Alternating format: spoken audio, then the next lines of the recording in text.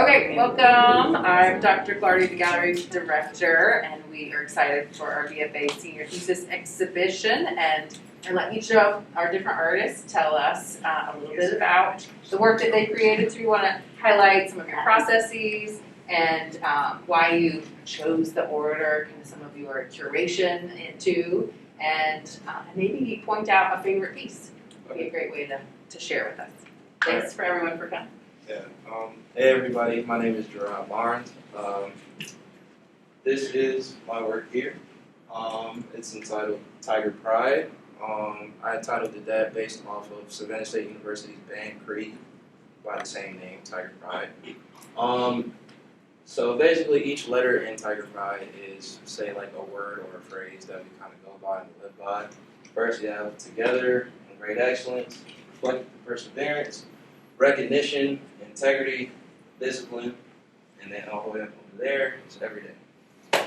So basically the reason I made this body of work, I just kind of wanted to show like the last little active generation for the band program because it's a program that I've been a part of pretty much the entire time I've been here at Savannah State University. As far as, you said the process? As far as the process of making these, so what I did, these are pretty much digital mixed media illustrations turned into digital prints. I started off by taking photographs of various locations that we've been in relating to band. Then after that, I kind of sketched out the figures and then I painted over them and kind of tried to mix it together in order to make it blend. Like if you look at it from a distance, you would think like, kind of looks like a photograph. But if you like take a closer look, you'll see that they're digitally painted on there. So that was kind of my whole process going through that. My influences were an African-American artist by the name of Annie Lee and Ernie Barnes. Miss Annie Lee, she kind of did something pretty similar to this, but she pretty much depicted the everyday life of African-Americans. And instead of having like facial features and this stuff, she kind of focused more on body language, like telling a story through body language. Ernie Barnes, you've probably seen his work through many things, like one is the Sugar Shack. I think it was featured on Good Times. But yeah, he pretty much kind of does the same thing, but he has a more like interesting perspective on certain things. So I just used them as my influences in order to create this body of work I call Tiger Pride. Thank you. Yeah. Do we have any questions? Which one was your favorite piece? My favorite piece? I would have to go with that one there, this one. And I know that's a little conceited stuff, right? Just because it's like, it's like me in there, and it's like, I play tuba and everything. But number one, I like that one because it's the first one I did of the series. And also, I was talking to Professor Clark about this, but like, one thing I really struggled with when I first got here as far as drawing was perspective drawings. Like, I was pretty terrible at it. But I kind of wanted to challenge myself with my senior thesis and like kind of do interesting perspectives.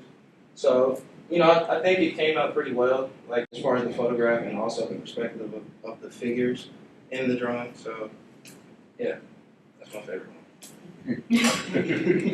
Any other questions? Anyone? I have a question. Yes, ma'am. Which one was the most challenging? The most challenging.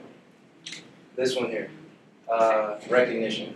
So this one was the most challenging. I started off by taking a photograph of TA Wright Stadium. The stadium was empty when I took the photograph, but I had to go and like put the crowd in and the confetti and like draw over it and everything. So this one took the longest.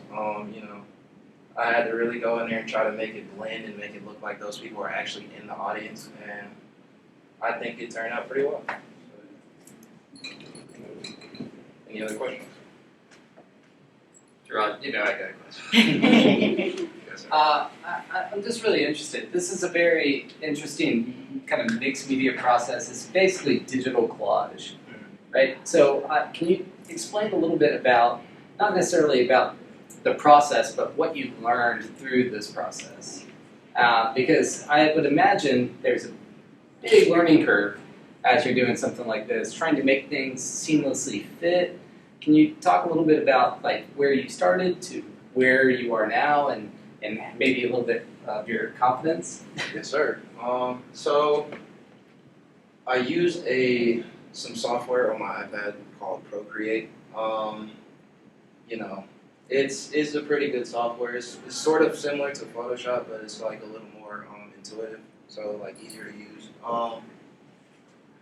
Let's see, man.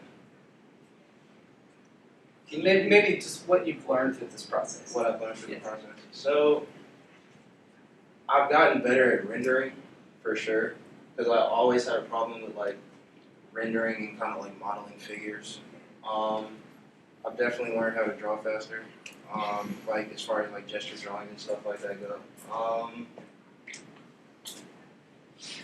I learned how to manipulate the environment sort of, like with as far as like digital photographs go.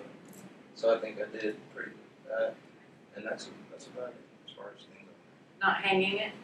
Oh yeah. Okay, so yeah, I had no experience with like really hanging and or mounting and or like printing. So I learned a good amount about like the gallery experience. You know, Mr. Silberg helped me out with cutting down, you know, the images on the mat board. Professor Barr helped me out with hanging these up and making it look nice, neat, and clean for you guys to enjoy. So I'm very grateful for that experience. So yeah, that's about it. Any last questions? If you do, you can ask them out later too. There's other burning ones. Any last ones for you? Thank you so much.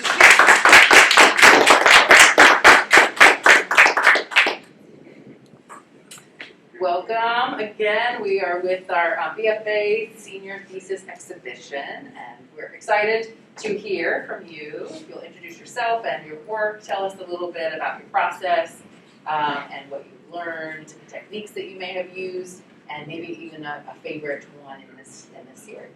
Excited to hear from you. Thank you. Will do. Alright. Hey everyone, I'm Jhakaela. This is my collection of art. It's called Lament. So for each piece, I was trying to capture the moments of sadness or grief that I was experiencing throughout my life, even though there are various particular ones that highlighted this, because over the years, or especially this year when I started thesis last semester, I noticed that a lot of my work had been heavily influenced by the loss of someone very important to me, my grandmother. And the drive of still staying in the program was, for me, I wanted to achieve something, make her happy. She wanted me to stick it through. So I did 4 for the hanging, 4 on each row on the hanging process. There are 4 inches in between each, and the reasoning for that is in Japanese culture, the number 4 can also be mispronounced or taken to be relatively close to the word death or she. And since it was grief, I wanted to capture that even while hanging it on the wall with numbers. For the process, I think I was a little unsure at first. And Persevere was the first one. And I was trying to experiment with the values and line thicknesses at the time. Over the time, I realized that I needed a little bit more variety. And so I worked and did what I could. And after some good advice from Dr. Blood, I managed to start capturing a little bit more of the emotion rather than them looking kind of like blank or just standing there. Do you have a favorite one? A favorite one? The last one. Most definitely. This one, Wheat, is my favorite. It was the first one I actually experimented with the negative values in the shirt and the hat. And I think I put more effort into trying to capture me actually weeping instead of just trying to think of it off the top of my head. I would go back through photos, and sometimes I would cry and catch a photo of me crying, or have someone catch a photo of me crying so I can look back at it to recreate the piece. Thank you. Any questions? Question. I'm curious about, say, number 7 with the. Can you tell me what's the story on having 2 images like that? So for me on the floor, I had this very bad habit that I ended up ultimately going to counseling for, where I would sit here and bottle things up for way too long. and then like the outburst or the spill of the emotion would be out the roof crazy, and it was not good for my health physically or mentally. So that was me kind of at the end of crying, kind of being angry at myself for not really expressing it in the long run. Okay. Thank you. No problem. Yes, ma'am. For number 6, can you describe that one? This one, it's kind of like, I think it was more like the feeling of like a chicken with its head cut off, for lack of better terms. It's pain, it's suffering, not knowing where to go, just confusion all around. Any other questions? Yes, Clark. You know I gotta ask a question. Yes. Jhakaela, how does it feel, not even really focusing on the artwork itself, how does it feel to open yourself up so much in a room of people, some that you may not know, about something so personal in your life? Relieving. It's not as terrifying as I thought it would be. On a person, to be absolutely honest, it's not as terrifying as I thought it would be. That Still makes a me, little nervous jitters, but it's not that bad. that makes me really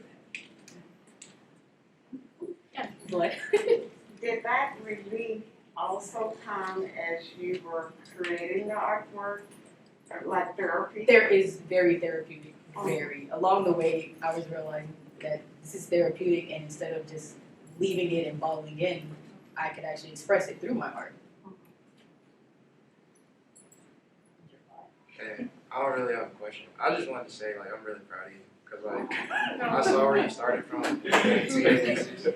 And, you know, for you to actually come in here and, like, make a body of work that's very meaningful and actually open up, like she said, to people that you don't really know, that takes a lot. So I am proud. Thank you.